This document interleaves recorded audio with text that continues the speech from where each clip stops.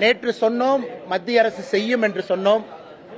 இன்னைக்கு மத்திய அரசு சாயங்காலம் 4:30 மணிக்கு அரசாணை வெளியிட்டு மேலூர் பகுதியில் இருக்கக்கூடிய டங்ஸ்டன் ஆக்ஷனை முழுவதுமாக ரத்து பண்ணி அரசாணை வெளியிட்டு இருக்கிறாங்க. அந்த அரசாணை என்னுடைய கையில் இருக்கு. இன்றைக்கு சாயந்தரம் 4:30 மணிக்கு 4984 ஏக்கர் முழுவதுமாக அந்த மேலூர் பகுதியில் இருக்கக்கூடிய டங்ஸ்டன், நேற்று என்ன உத்தரவாதம் நம்முடைய அமைச்சர் கிஷன் ரெட்டி ஐயா கொடுத்தாங்களோ அதை முழுவதுமாக ரத்து செய்து என்று அறிவித்திருக்கின்றார்கள். அதனால் முதல்ல நம்முடைய பாரத பிரதமர் ஐயா நரேந்திர மோடி அவர்களுக்கு பாரதிய ஜனதா கட்சி தமிழக மக்கள் சார்பாக நன்றிகளை தெரிவித்துக் கொள்கின்றோம். இரண்டாவது, அந்த கிராம பகுதி மக்கள் கிட்டத்தட்ட 20,000 பேருக்கு மேல ஒரு மன நிம்மதி இல்லாமல் இருந்தாங்க.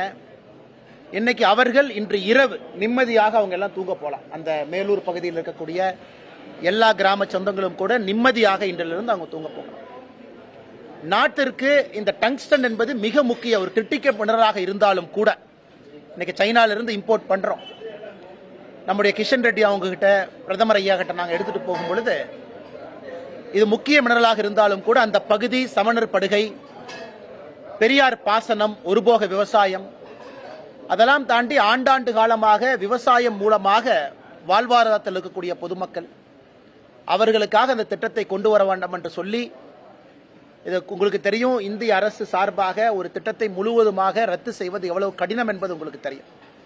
காங்கிரஸ் ஆட்சியும் பார்த்திருக்கிறோம், பாரதிய ஜனதா கட்சியும் பார்த்திருக்கோம்.